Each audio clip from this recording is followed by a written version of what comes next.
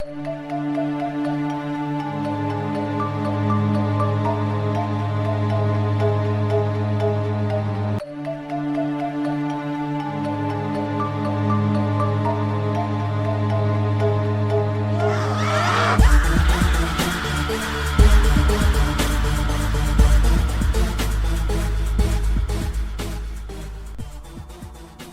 up, everybody? How's it going? What's up, everybody? I feel like it's been a while since we've pulled out that hoary old chestnut. I don't know. I think I just did recently for some reason. I feel like I have. I think we just jumped right into it. It might have been the last episode. You lie. I don't know. Maybe it was, though. I don't know. I forget what comes out of my mouth like right after it's out, so Yeah, it's a possibility that you did. exactly. Yeah, it was. I think it was the last episode, but I'm not sure. So that doesn't say much. No, it doesn't. But here we are again. How are you starting guys? the show again. How are you, Mike? I'm freezing. It's 4 degrees, and the wind chill is like -1. Good God. Yeah. And we're supposed to be getting a weekend full of snow, so I'm excited. I'm not, though, at all. I fucking hate winter. I want to punch it in the face. But, here I am. Yeah, when winter hits you, you genuinely get concerned. It hasn't gotten fuck you die cold yet.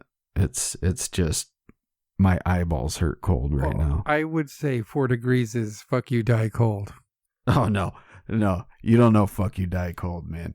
We had a couple days last year that it was close to -20 below zero. What? Yeah. Holy shit. Yeah, that's fuck you die cold. I stand corrected. Yeah, at this temperature, your eyes just hurt if you're out for a while, and maybe you get frozen boogers in your nose. Oh, God. Charming. Yeah. Thanks, Mom and Dad. You can move to California and pay triple the rent. Sounds enticing. I'll pass. Live on a fault line and pay more money. Yeah. Nah, I'm good. But weed's legal here, dude. Weed's also legal in Massachusetts, and that's like a 3-hour drive. Yeah, that's not enticing enough when you see the rent in California. Yeah, well, I mean, parts of New York, it's gonna be, especially downstate. Up here, it's fucking Hickville. Nobody knows that there's Hicks in New York, except for Hicks in New York. But that's pretty much everything north of Poughkeepsie. I would have never known. Yeah, it's a special place. Weird little corner of the world. It's really cool in the summer and the fall, though. But other than that, it's cold. But enough about weather in my geographic locale. We're not here to talk about that. Yeah, you're going to get a package from somebody on Reddit tomorrow now. Watch. We've said too much. I mean, what are they going to do? Slap on Mike, upstate New York, and just throw it in the mail? I'm sure it'll get to me. No, those people on the internet Do now. your worst, Reddit people. Do your worst.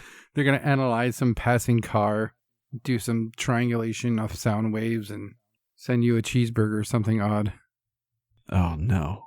It'll be a cheeseburger and it'll look so good, but it'll really be like made out of rats or something. Ugh. Diseased rats. Using rat cheese. From rat's milk? Yeah, from rat's milk. They'll milk all the rats they can in order to make some cheese to put on it. Oh. And then grind up all the rats that they milked and make a burger out of it. And then send it to me, and it'll be fucking disgusting. Oh, God. Right. So, weather, your location, rat burger, death by possession. Death by possession. Because Jesus wants you to die for your sins. That's always... If he had to die, so do you, motherfucker.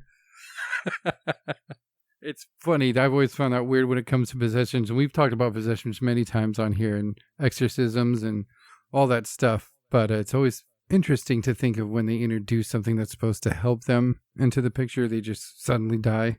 Yeah. I feel like there's different types of exorcisms. And I think if done in a certain way, it's like a because in a lot of these cases, people that are possessed tend to be people that have religious beliefs.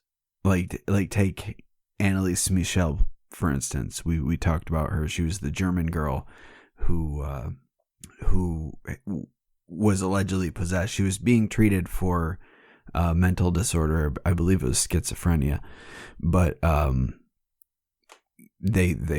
she claimed that she was possessed by a demon, and her parents called in a priest. The priest came in, they did the exorcism, and it was really intense. When by the time she passed away, she only weighed 68 pounds, and her knees were broken because she was forced to continue to genuflect and kneel to pray, and she looked like a living skeleton. But she died from dehydration and malnutrition because they weren't feeding her and giving her water while she was being exorcised. And like, you look at the picture of her before her exorcism, and she's a pretty girl. And then you look at her after, and it looks like a goddamn horror movie. It's terrifying. It is. It's very sad. And we talked about that case and how there was a trial involved, right? Yeah. And both the parents and the priest got 6 months for negligent homicide, but they ended up getting 3 years probation and having to pay a large fine instead. Jeez. But there's an audio recording of the exorcism, and it is fucking horrifying.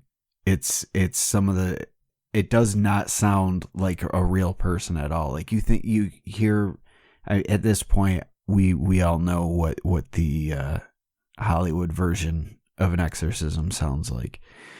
And this was done by a normal human girl, and the sounds that are coming out of her are not altered, and there's no effects on her voice. That's just her screaming and making it's so fucking scary.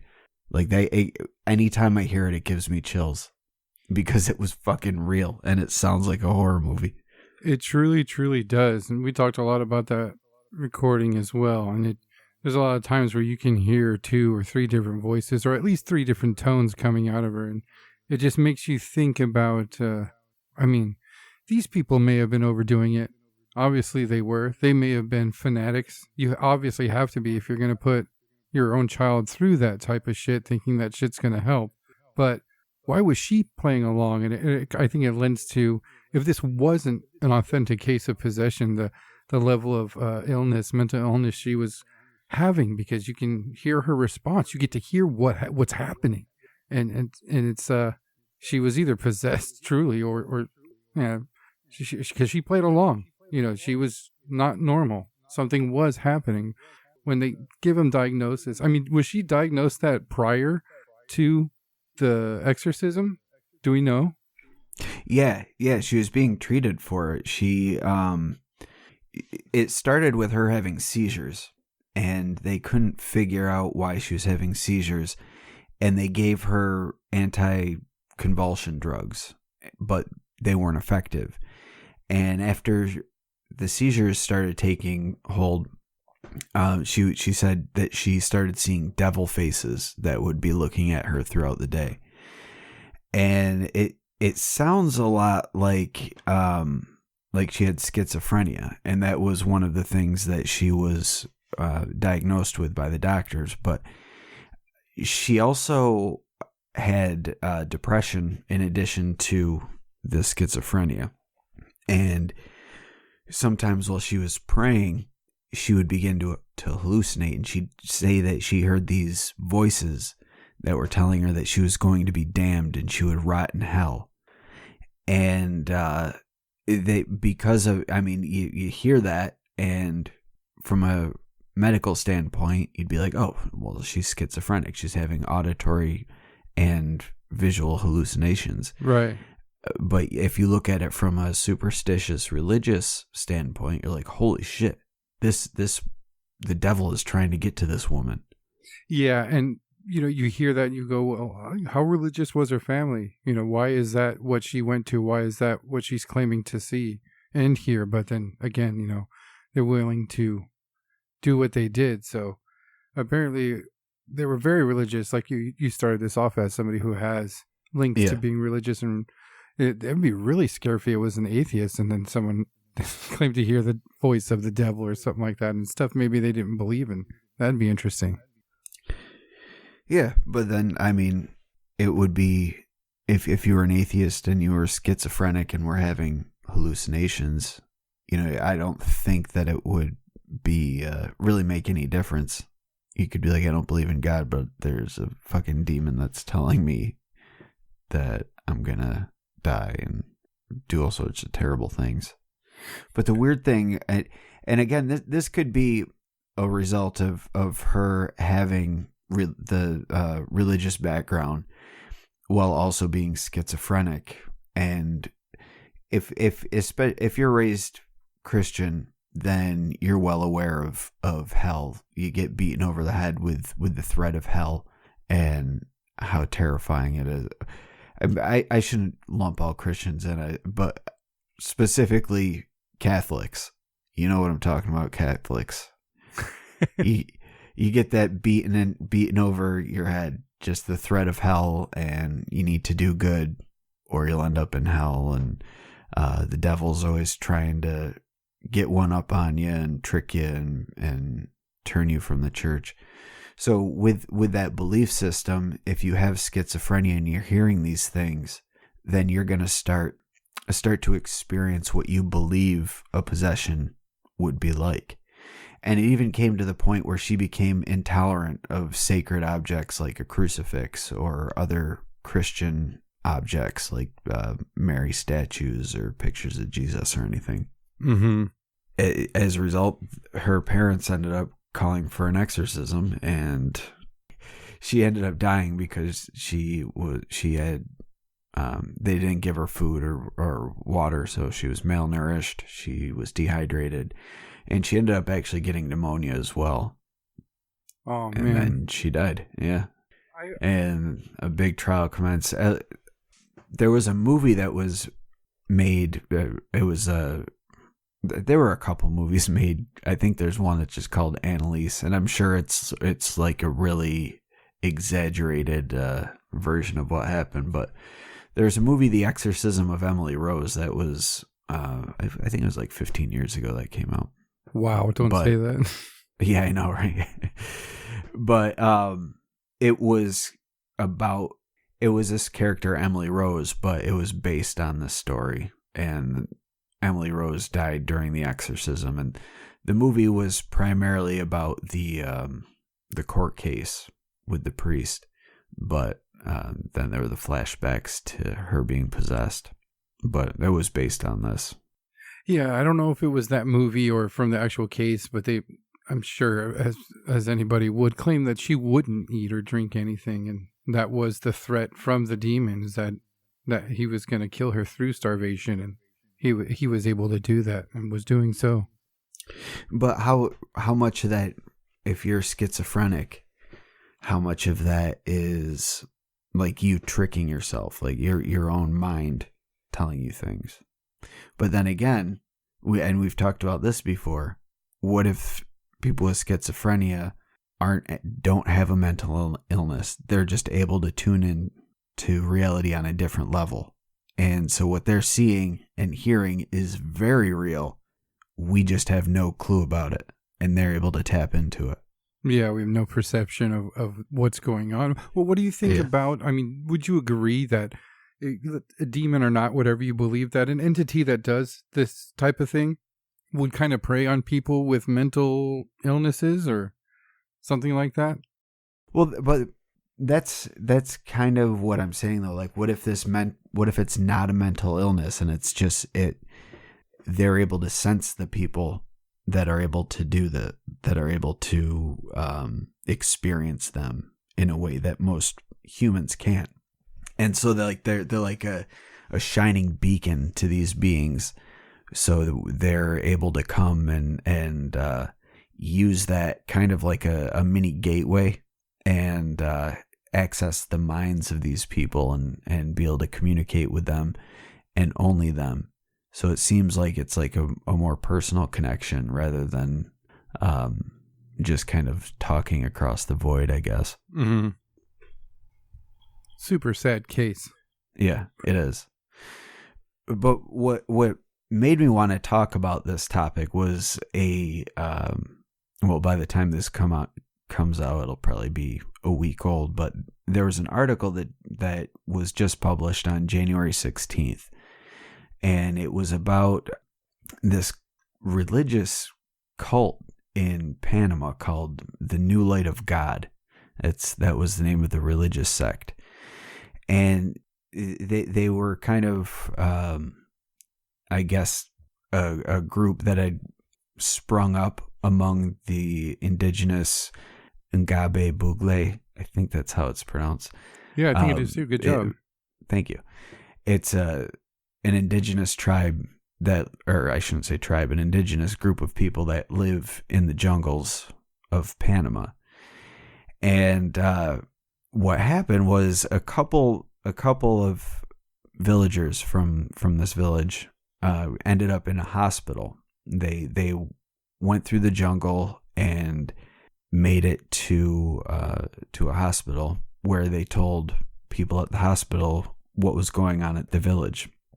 And the people who escaped were getting treatment, but based on what the people told the authorities, the police were expecting the worst when they got there. They had been told that there were people being held captive and that some people had died. But when they got there, there were 14 people that were being held captive in this makeshift church that the New Light of God had built. And they were being beaten with Bibles and wooden clubs. One woman was chained up. They had someone tied down, and there were machetes and knives, and the police even found a goat that had been sacrificed, and its carcass was still there. That does not sound like any type of positive religious practice. No. Apparently what this group was trying to do was get these people to confess and repent for their sins. And this group believed, I guess, that they were all demons and they had to repent and be forgiven. Otherwise, they had to die. And what the police ended up finding was a pit with 7 people in it. There were 5 children, one of them being 1 year old. And they were all siblings. And their pregnant mother was also in this pit, along with a 17-year-old girl from the village. And they had all been tortured and then killed with machetes. Ugh. And yeah. And apparently one of the people that had been rounded up, they were rounded up by 10, I guess you'd call them preachers or I don't know what you want to refer to them as, but the people who were spreading this New Light of God. And one of the people was the grandfather of the kids who were murdered. Yeah, I read that he was one of their main suspects, and he slaughtered his own family. Yeah. And one of the witnesses there said that they searched for this family specifically and did this ritual, tortured them, and then killed the whole family. So the murder of this family was part of this ritual. I also tend to think that if you and your entire family is being tortured, that you would confess to whatever the fuck they say they don't kill you with machete. So yeah, I call bullshit on their religious reasoning for that. And this area is primarily a Christian area, and all the Christian churches and religious leaders in the area are condemning it, and they're calling to have these people taken out. Yeah, and they think it could, I mean, based on this alone, it goes against everything that the Christian religion stands for. So it doesn't, and then they're calling it the new light of God. But the weird thing is that there's no clear idea as to what the belief of the new light of God church is, or who they're tied to. They're claiming to be a religious sect, but what happened was on last Sunday, one of the members of this group said that God talked to him, and he told them that this was what they had to do. They had to torture these people until they confessed and begged forgiveness for their sins, and if they wouldn't, then God told him that they had to die. It's so weird to hear about a whole family being slaughtered and that many people being tortured. The article said that they had only been in the area for 3 months. Yeah. That's crazy. Yeah. And they being the new light of God, not the family. Right. Yeah. But this area where all this took place was so remote that in order to get the people out, they had to call in helicopters to bring people to the hospital for treatment. And among these people that were being held, 2 more of these women were pregnant, and some of them were also children. They hadn't been killed yet, but they had all been tortured and beaten. Yeah, to hear that one of the members received a vision that basically stated, as the way the article put it, that it was repent or die time, basically. Yeah. Do you think that these people, instead of just being insane or brainwashed, whatever you want to call it, that they were using the Christian religion as a cover for a different type of religion? Because murder and animal sacrifice is practiced in other religions, usually satanic ones. And this case specifically reminds me of the Matamoros murder cult that we covered. Shit, it was probably fucking 4 or 5 years ago at this point, but we covered it a while ago.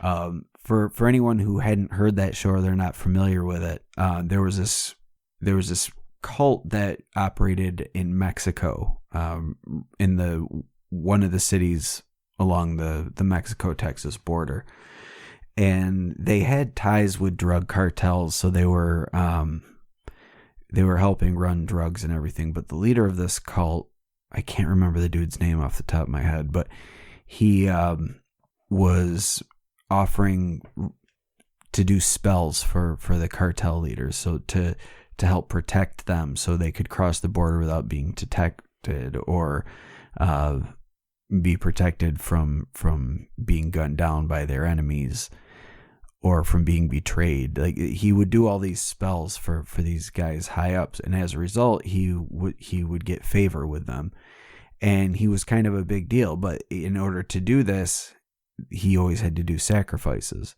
So usually it was animals, but he did kill people as well. Usually it would be people that were going against the cartel he was working with, or they would give him people that he could do it to, or he would kidnap people. But what brought attention to this whole thing was because he had a college kid from Texas who was down on spring break, and he got kidnapped, and they ended up torturing him and killing him. But the religion that he was, well, I shouldn't say religion, I guess the belief system was, a lot of it had to do with Haitian voodoo and black magic mixed or disguised with Christian iconography. So they would use saints as like a proxy for older gods from older religions or older beliefs, or even in some cases demons, and they would kind of use that as a placeholder, I guess, and it would kind of tie their religious beliefs to the religious beliefs of the area. And in Mexico, it's primarily Christian. So in that way, it reminds me a lot of this, especially because they were conducting this ritual that was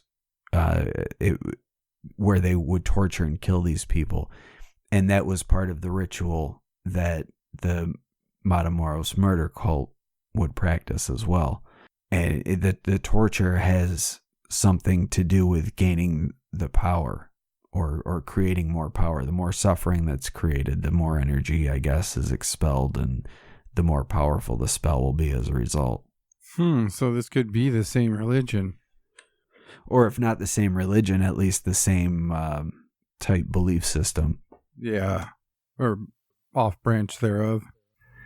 Yeah, that's crazy. What's shocking to me is to hear about these people only being in the area for 3 months.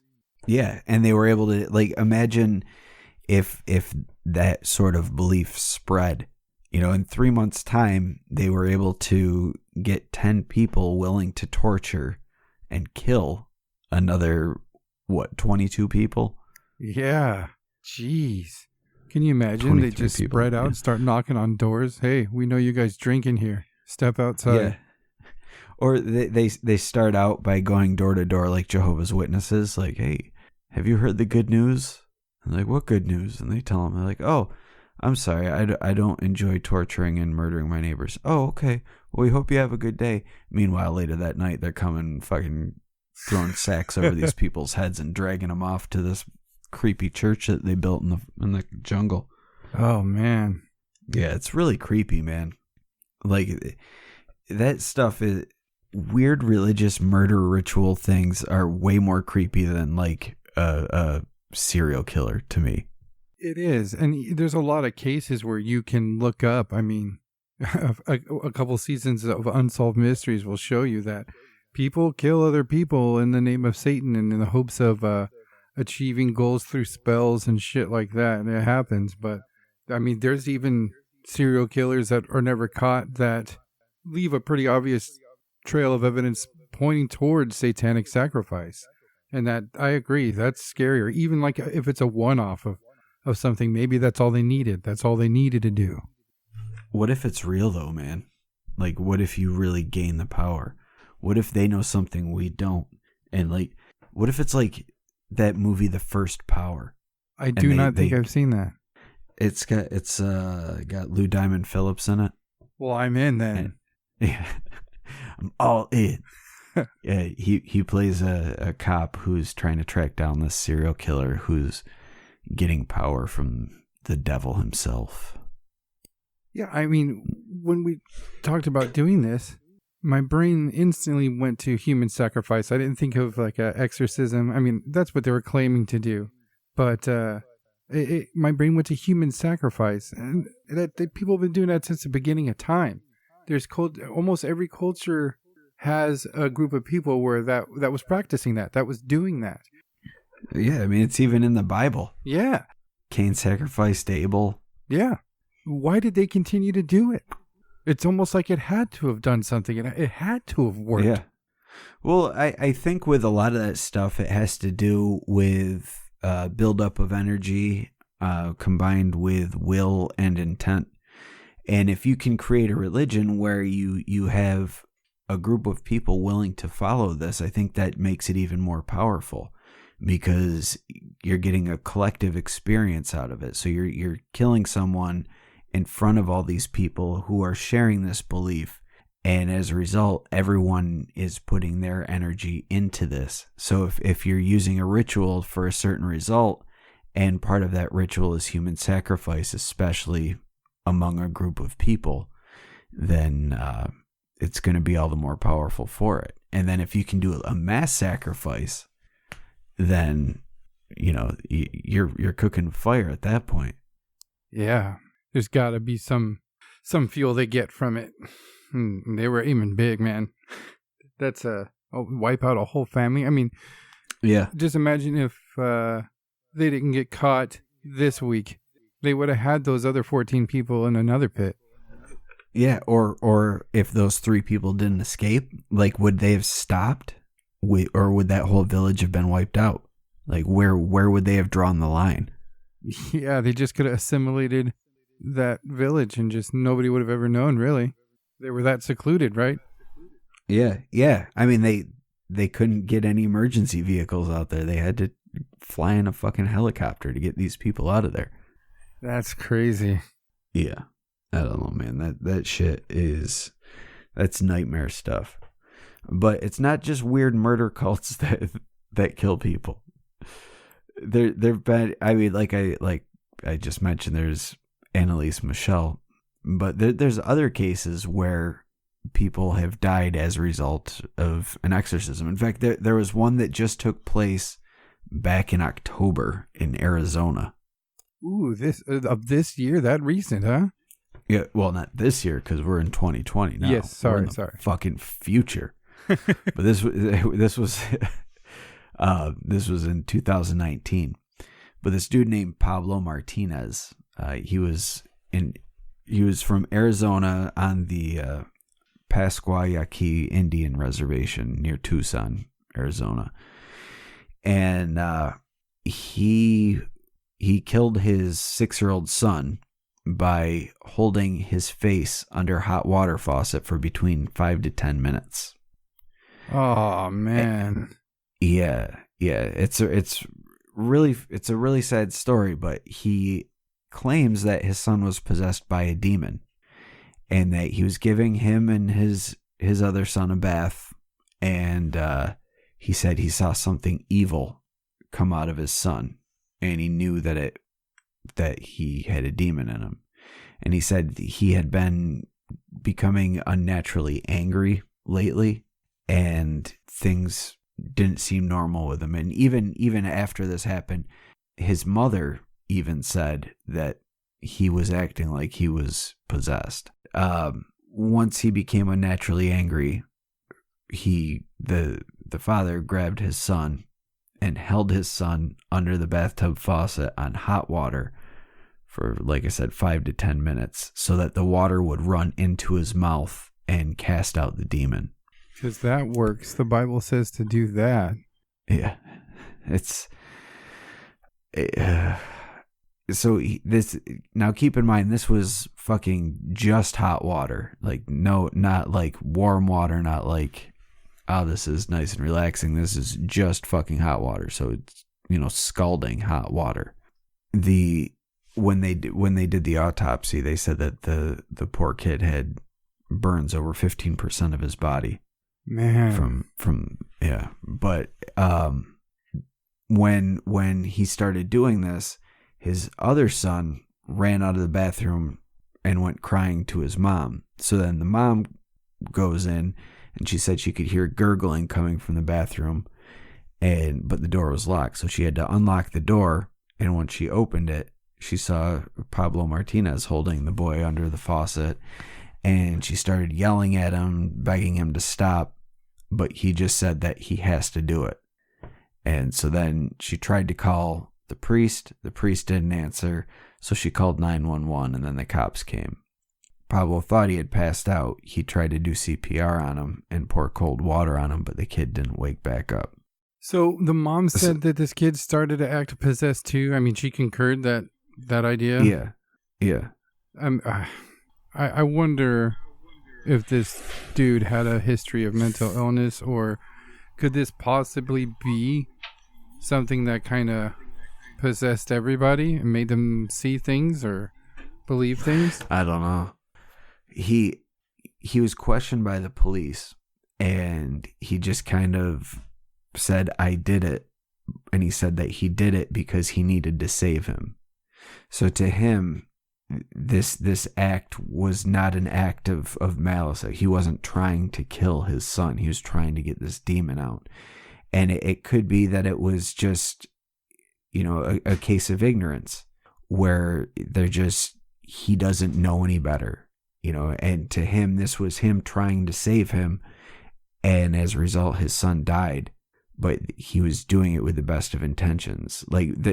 There's a case from my local area. They made a movie out of it called Brother's Keeper. It was a big court case because there were these brothers, the Ward brothers, that live up in the hills of the area around where I live.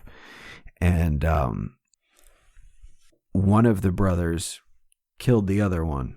And the reason he killed him was because he was really sick.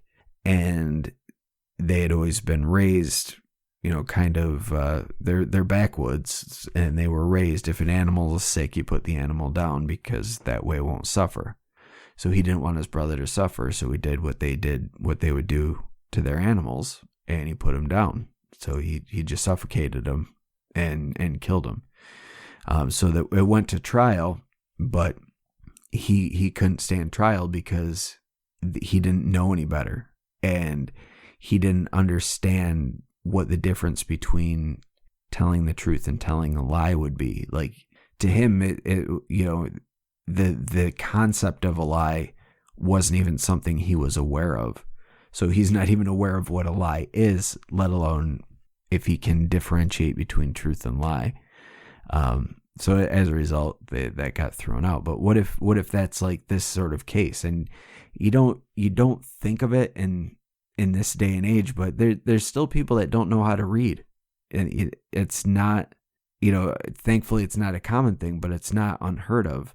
And who knows? This guy wasn't part of the reservation, or wasn't part of the tribe that the reservation was for.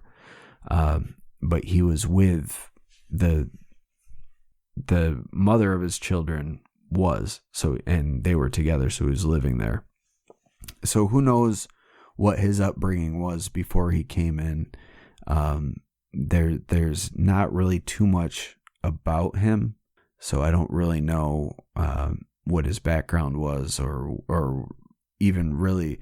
I would imagine he has a Christian belief system because he's talking about the devil, but I don't know that for certain.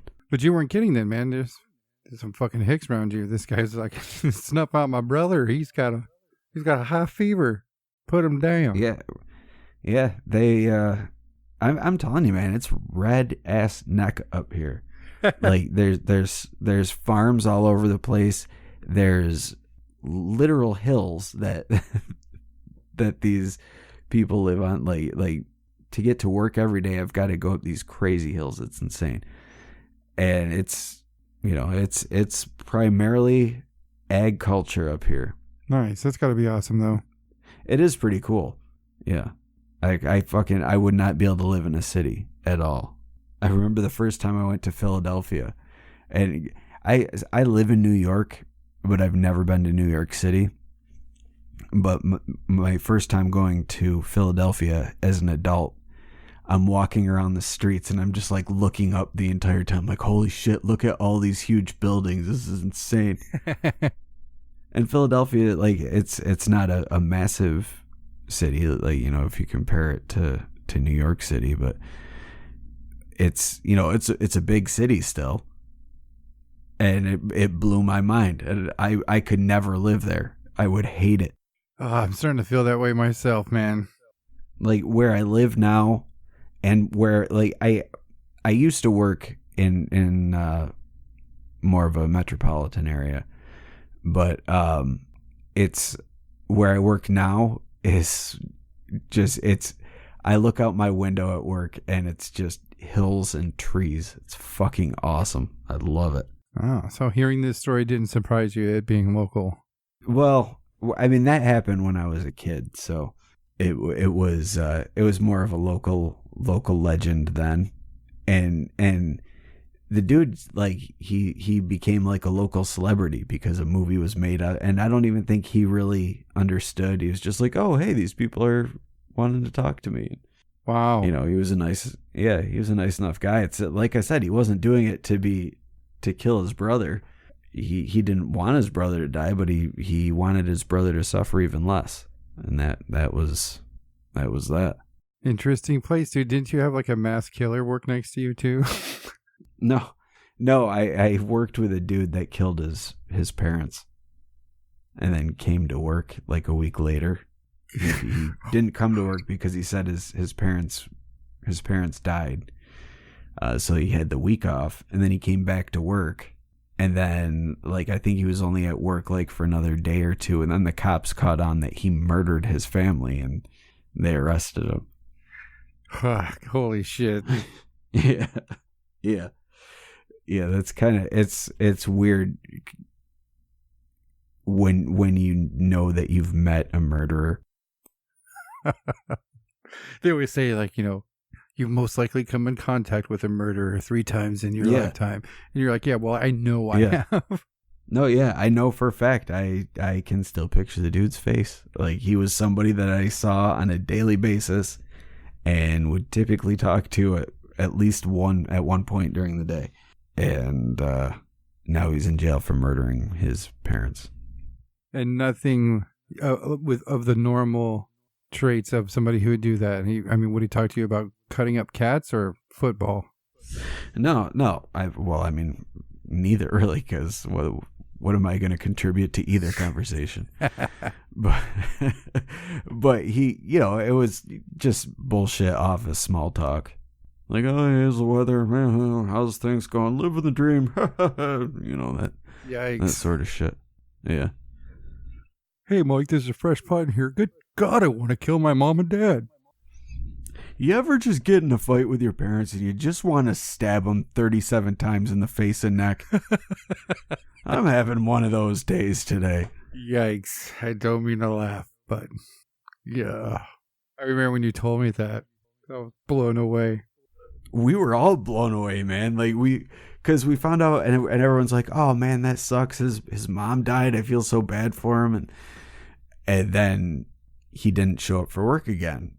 And then we find out that he murdered his family, and we're like, oh my God, that guy was just here. And he killed his parents. Ugh. Did you sprinkle holy water on his desk after he was gone? No, I didn't. Yeah. So if the thing is that you've allegedly met 3 in your life, then I know for a fact of a second one that I met as well. But his was more of a mental breakdown sort of thing than I'm gonna murder you. He just was having a freak out moment and then killed somebody. The EMT that he called to come help him, and he flipped out and he ended up shooting him. Holy shit! And killed him. Yeah. Fuck all that. Yeah, that he was. Oh no! You know what? Let's round out the 3 because I know the Craigslist killer. What?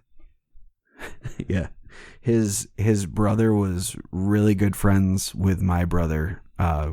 Growing up, they lived in Sherrill, and that's where the Craigslist killer is from. They ended up moving when they were still young, like 6th grade maybe. So I was in like 8th grade, and they ended up moving. But yeah, I knew the Craigslist killer.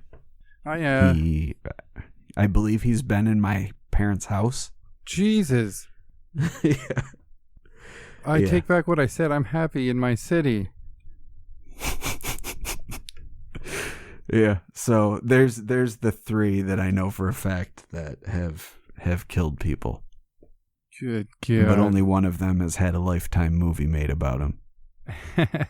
And he was the nice one, I guess, yeah. Was he though? Yeah, he was trying to help his brother out. He got the fever. No. I was talking about the Craigslist killer. Oh, he had a Lifetime movie made about him. Oh, yeah. Did he? Yeah. Jeez. Yeah. So that went off the rails. From possession to the people Mike knows that have murdered people. A testimonial. We'll call this episode Mike's Killed People as clickbait. Mike has killed people by proxy. Mike has been responsible for the death of millions of something at some point in his life. Of bacteria. Yes, I've never said humans. I said I've killed millions. Of people on video games. Of unborn people and unfertilized.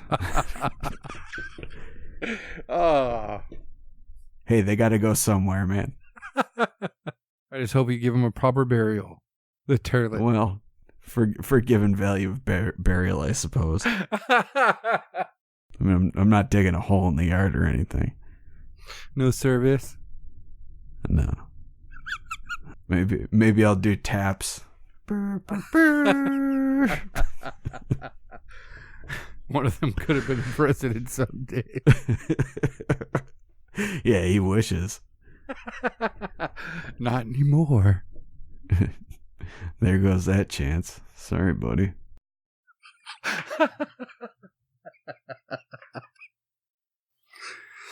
So, since you've known 3 murders in your life, do you know of anybody that that was a friend or a friend of a friend or had a fucking cousin that's ever been possessed? No. That would be so much more terrifying than murdering someone somehow. But no, I've never known anyone to be possessed, thankfully. My family is like super religious, and they've had like, I've had a few people in my family tell me about weird, like kind of religious based things, but nothing to do with being possessed at all though. My parents were the type though that they firmly believed that was a possibility.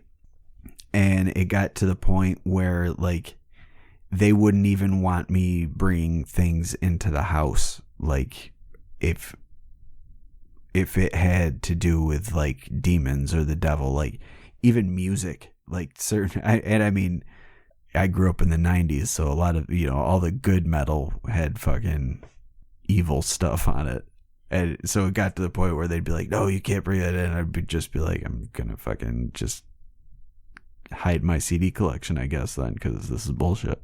I went through the exact same thing. I wasn't allowed to bring anything like that into the house. My dad wanted to listen to all the music that I brought home, so the very first thing I brought home, I went and got a Crash Test Dummy CD. I was like, yeah, that's what I listen to. Check that out. And then you open it up and it's Las Exorcisto Devil Music Volume 1. No, but it was that cassette. I was like, check that out. And he was like, oh, okay. I was like, yeah. This is what I like.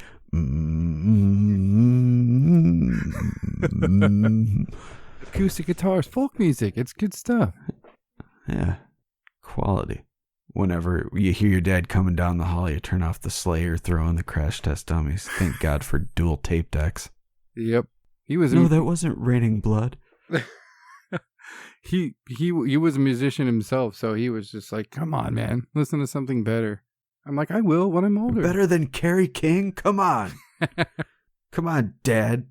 I don't know if you can. Maybe it's just me, but that sort of thing seems kind of silly to me.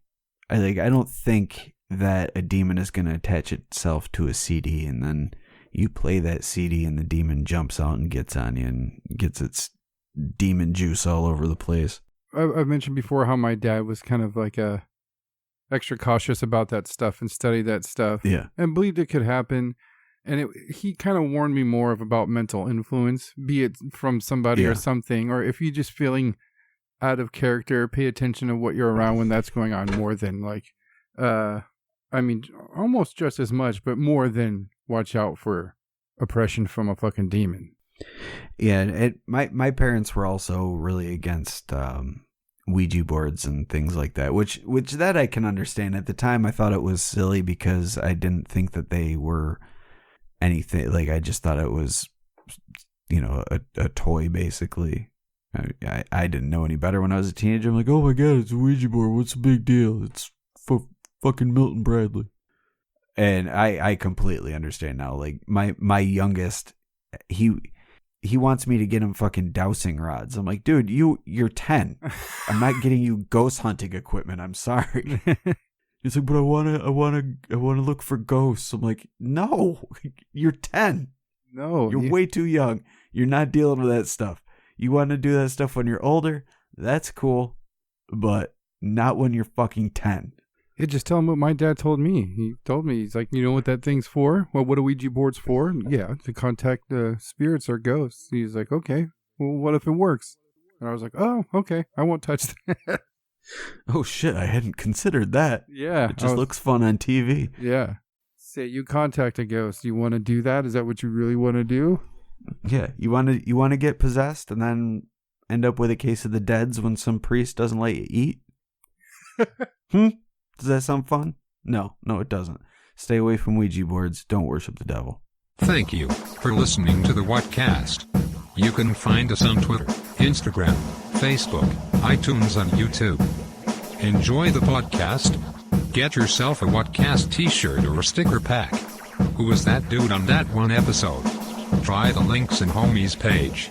All this and more can be found at www.thewhatcasters.com. Thanks again for listening and have a great week.